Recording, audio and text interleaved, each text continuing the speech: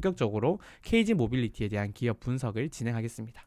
그럼 이제 본격적으로 우리가 딱 들어가기에 앞서서 항상 채권 분석할 때는 제가 먼저 여쭤보잖아요. 그래서 기업을 분석할 거예요. KG 모빌리티를 분석할 건데 그러려면 총 몇 단계를 걸쳐야 된다. 기본적으로 1, 2, 3, 4단계는 분석해야 된다 그랬어요. 그래서 이거 이제 차례대로 이번엔 말해주세요. 뭐예요? 첫 번째로 뭐 분석해야 돼요? 우리가 채권을 분석한다라고 했을 때 이거는 이제 교과서라 그랬어요. 그래서 최종 의견에 대해서는 당연히 달라질 수 있지만 이게 분석해야 되는 1, 2, 3, 4단계는 교과서처럼 딱딱딱 보셔야 된다고 말씀드렸잖아요. 알려주세요. 첫 번째로는 최대주주 분석하셔야 되고요. 그리고 최대주주의 플러스 만약에 그룹사에 포함되어 있다 그러면은 지배구조까지 같이 봐주셔야 된다라고 항상 말씀드렸어요. 그리고 두 번째 뭐예요?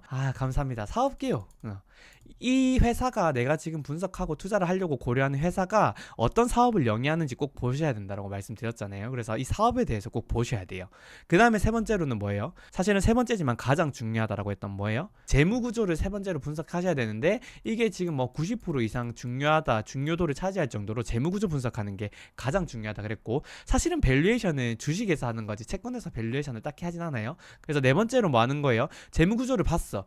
재무구조를 봤는데 얘가 충분히 안정적이라는 판단이 들었단 말이에요. 아무리 안정적이라고 판단이 들었다 하더라도 만약에 수익률 이 매력적이지 않으면 의미가 없잖아요. 그래서 뭐 발행 요건에 대해서도 마지막으로 꼭 보셔야 된다라고 해서 첫 번째로 최대주주랑 지배구조, 두 번째로 사업, 그리고 세 번째로 재무구조, 네 번째로 발행 요건을 보는 형식으로 이렇게 접근을 하셔야 된다라고 항상 말씀드리고 있어요. 그래서 이거는 진짜 교과서 같은 거니까 항상 쭉쭉쭉쭉 계속 보시고 그러면은 이 순서대로 한번 들어가 보도록 하겠습니다. 그래서 자 이렇게 KG 모빌리티 구 쌍용차예요. 쌍용차 제122회 BW 신주인수권 무사채 발행에 대해서 분석해 보겠습니다. 첫 번째로는 최대주주 당연히 보셔야 되는데 이 최대주주 같은 경우에는 KGETS라고 하는 애예요. KGETS라는 애가 뭐예요? 최대주주다. 그래서 얼마 갖고 있는데 기말 기준으로 58.85%의 지분을 가지고 있다. 뭐야? 오, 엄청 많이 가지고 있네. 우리는 이렇게 생각할 수 있고요. 그 다음에 뭐예요? 여기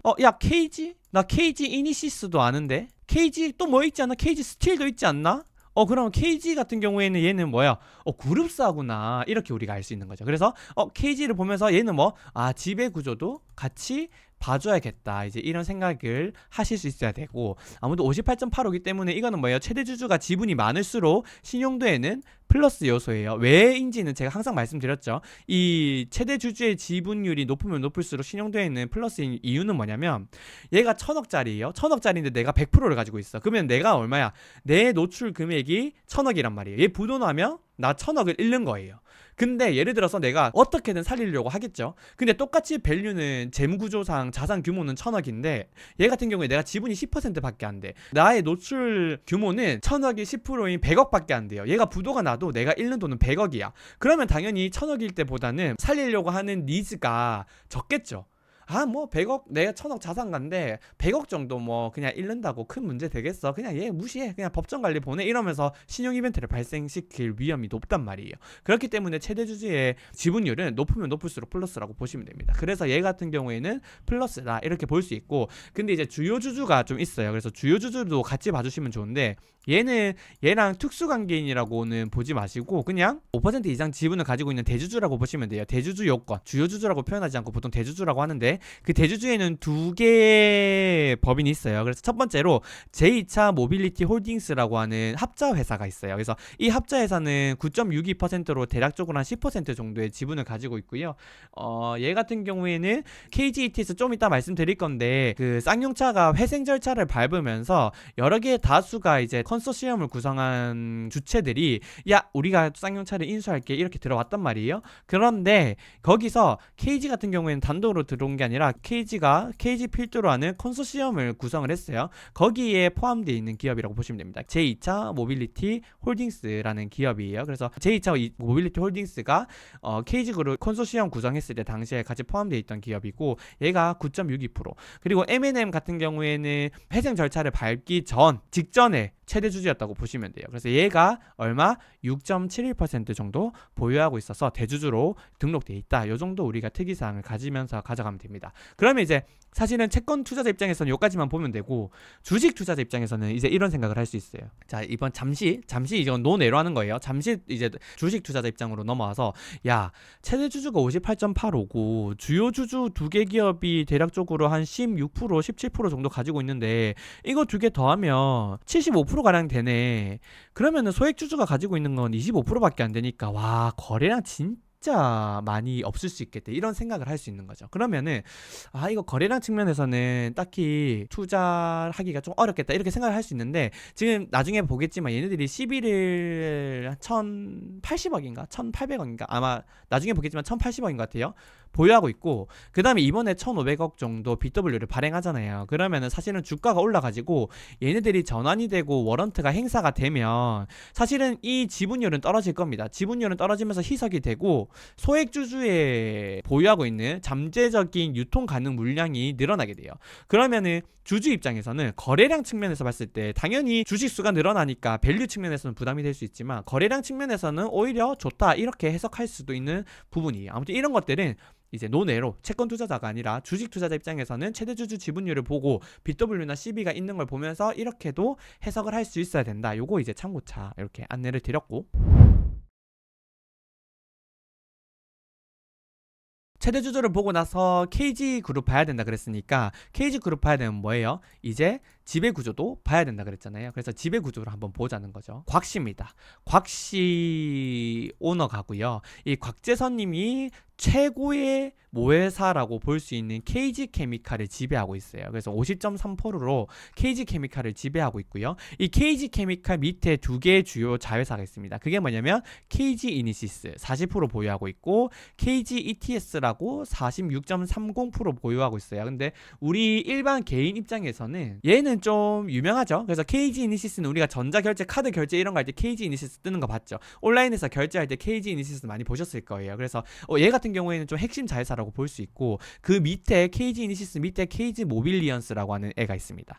그리고 KG케미칼 밑에 다른 애가 KGETS가 있다고 했는데, KGETS 밑에 KG스틸홀딩스라고 하는 애가 있고, 얘 밑에 KG스틸이라는 애가 있어요. 근데 이 KG그룹 통틀어서 이 KG스틸이 매우 제일 중요하다고 보시면 돼요. 그래서 KG스틸이랑 KG이니시스를 필두로 한 그룹사다, 이렇게 우리가 해석을 할 수 있어요. 아무튼 KG스틸이 있고, 그 다음에 KGETS 밑에 KG스틸홀딩스 말고 이번에 새로 추가된 우리가 분석할, 우리가 투자할 건지 고려하고 있는 KG모빌리티가 지배당하고 있어요. 자회사로 이렇게 대략적으로 58.84%, 85% 정도 지분율을 보유하고 있다, 이렇게 해석을 할 수 있습니다.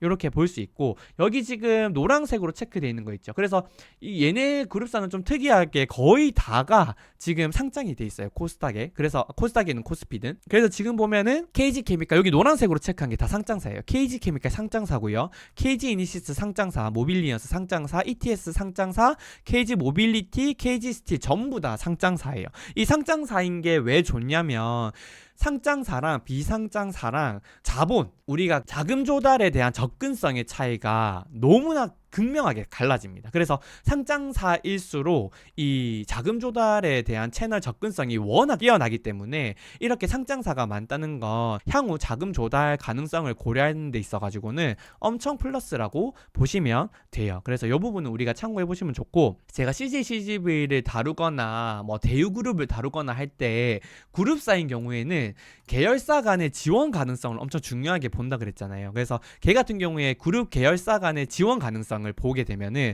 윌링리스라고 하는 의지와 어빌리티라고 하는 능력을 판단해야 되는데, 그 어빌리티의 핵심은 뭐냐면 별도 기준으로 재무제표를 보셔야 됩니다. 그래서 KG케미칼부터 차례대로 보게 되면은 여기 나와 있는 이게 전부 다 별도 기준으로 재무제표거든요. 그래서 지금 KG케미칼 같은 경우에는 자산 규모 자체는 그렇게 막 크진 않아요. 3,800억인데 얘 같은 경우에는 자기 자본이 2,253억으로 우리가 뭐 알짜 자산인지 다 하나하나 분해해서 봐야겠지만, 그냥 자산 부채 그 다음에 자기 자본으로 봤을 때는 얘는 뭐예요, 재무구조 우량하네, 이렇게 판단 판단할 수 있고, KG 이니시스 같은 경우에는 역시나 핵심 계열사다 보니까 자산 규모가 어느 정도 있습니다. 그래서 7,600억에 자기 자본 3,600억으로 부채 비율은 100% 소폭 상향하죠. 그래서 100% 정도 됩니다. 언저리이기 때문에 얘 같은 경우에도 재무 구조는 좋다라고 볼 수 있고요.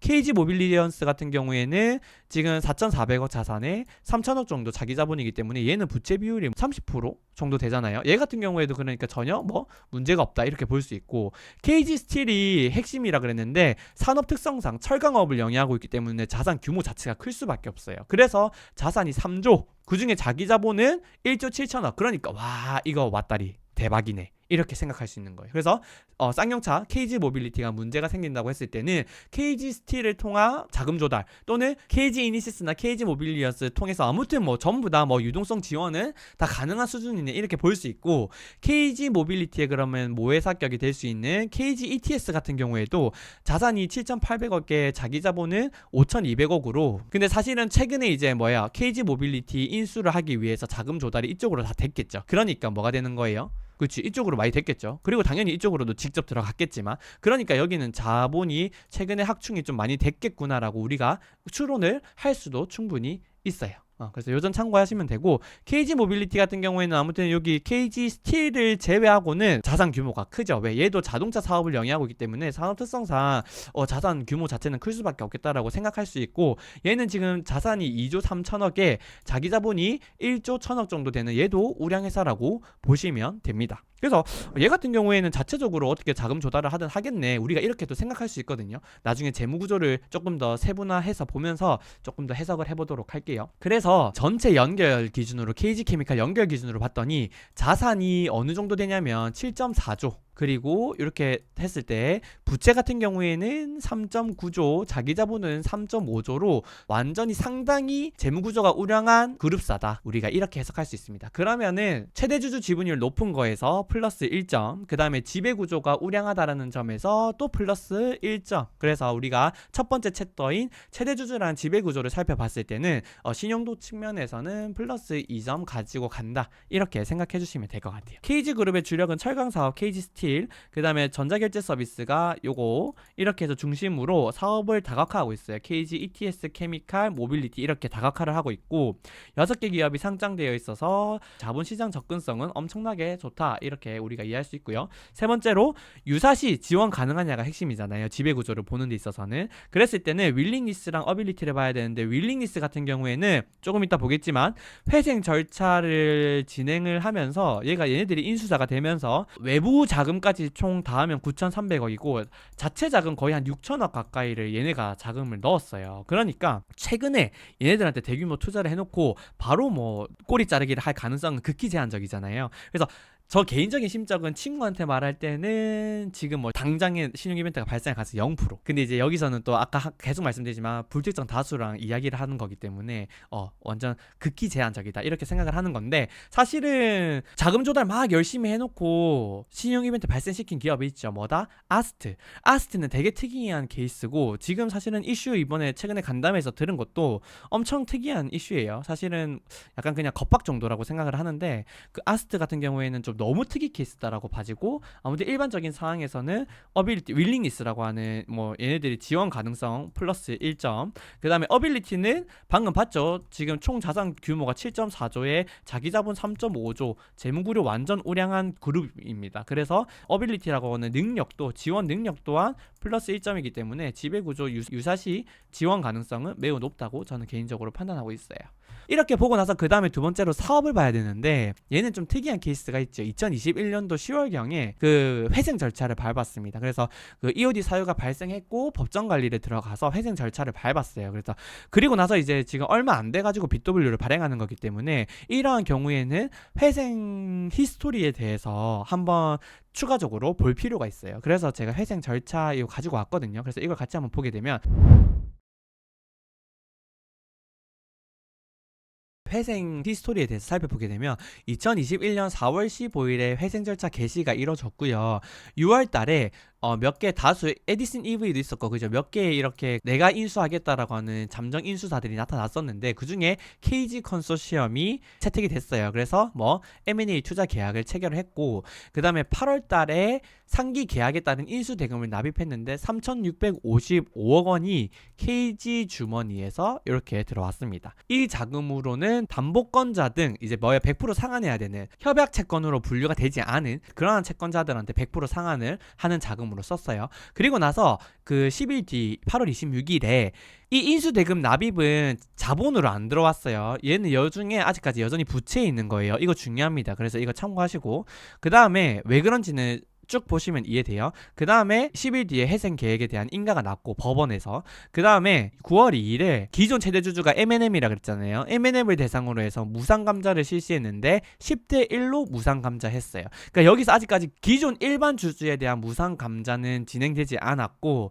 지금은 최대주주였던 기존 대주주였던 이 M&M에 대해서만 10대 1 그러니까 10개 1억 주식을 가지고 있었으면 1,000만 주 이렇게 해서 10대 1로 감자를 했다라고 보시면 됩니다. 보통 이제 어떻게 되냐면은 이것도 특이 케이스라서 한번 보시면 좋아요. 뭐냐면 보통 이렇게 우리가 그 회생 절차를 밟게 되면 여기가 주주고 그 다음에 여기가 채권자잖아요. 근데 이제 우리가 그 상환할 때 우선순위를 보게 되면 채권자가 선순위고요.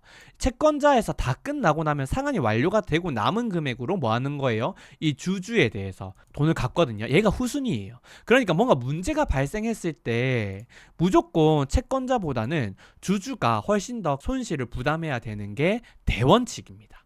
그러면 어떻게 해야 되냐면은 이 채권자가 출자 전환을 할 텐데 출자 전환이라고 하면 출자 전환은 여기 있던 부채 성격의 자산 증권을 주식으로 바꾼다라는 건데 이 주식으로 바꾸기 전에 이 주주가 손실을 먼저 감내를 해서 부담을 해야 얘가 주식으로 바꿔줄 거 아니에요. 그러니까 이 기존 주주에 대해서 무상 감자를 일단 먼저 합니다. 감자를 하고 그 다음에 출자 전환을 해요. 이렇게 보통을 해요. 왜?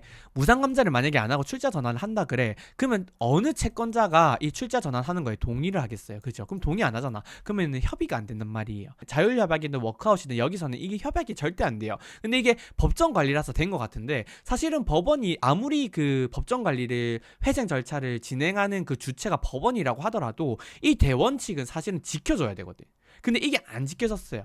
왜냐면 이걸 보시게 되면 아니 기존 대주주한테는 무상감자를 했다는 건 인정이다 이거야. 당연히 해야지. 아니 근데 지금 보면은 그 다음에 일반 구주주에 대한 무상감자가 없잖아요. 그리고 나서 뭐 했냐면 그냥 회생 채권 4,666억에 대해서 출자 전환을 감행합니다. 근데 이걸 감행하면서 상거래 채권 관련, 어음 관련해서 그런 상거래 채권 매입 채무 이런 거 있죠. 이런 거에 대해서는 14%에 대해서 현금 변제를 했고요. 차등을 했어요. 그리고 기타 일반적인 대여금이라든지 채무, 상환 성격이 있는 채권에 대해서는 6%에 대해서 즉시 현금 변제를 합니다. 그리고 나머지 남은 4,666억에 대해서 뭐 하는 거예요? 출자 전환을 해요.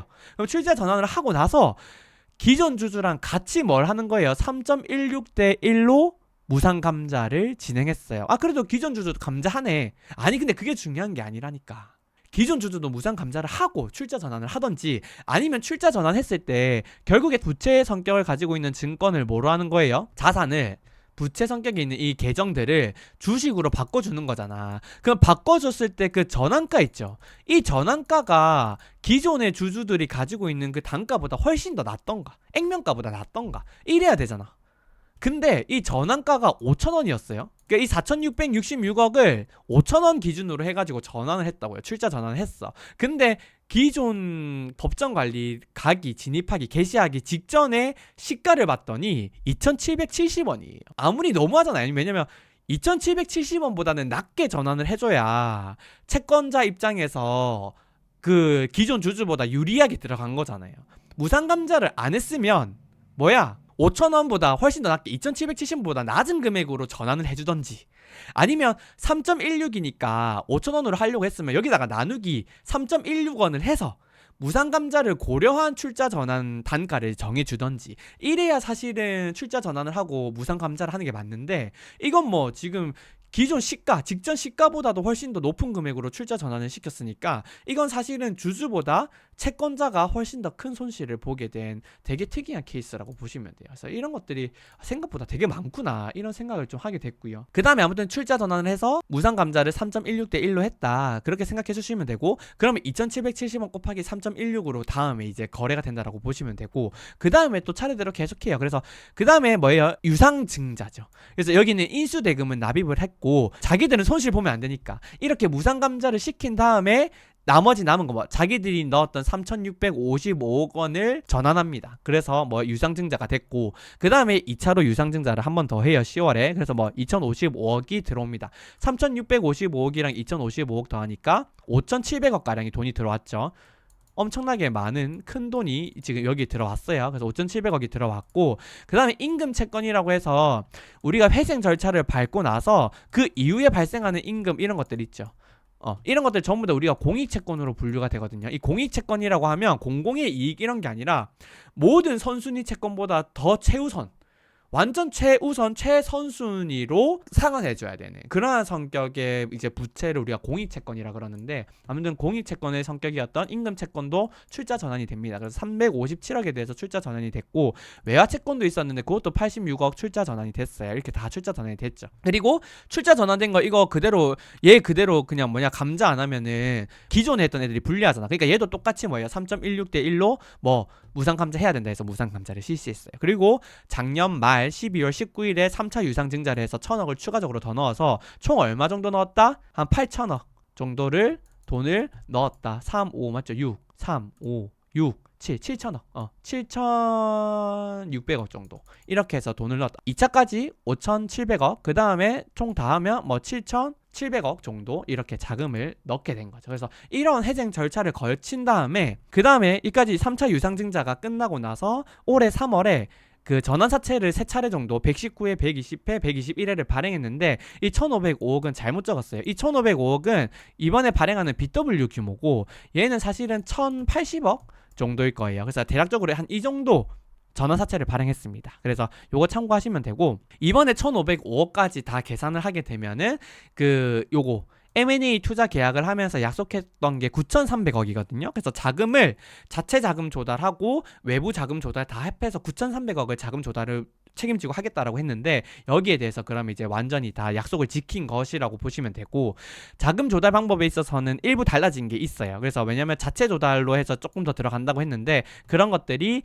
외부 조달 CB나 BW로 자금 조달되는 게 있거든요. 그래서 이렇게 해서 좀 달라진 부분이 있으나 여전히 KG그룹에서는 대규모 자금이 조달됐기 때문에 유사시에 추가적인 자금 조달 의지는 강하다고 저는 보고 있어요. 그래서 요거 참고하시면 됩니다. 그래서 이렇게 해서 회생 히스토리를 봤고요. 그 다음에 이제 사업을 봐야 되는데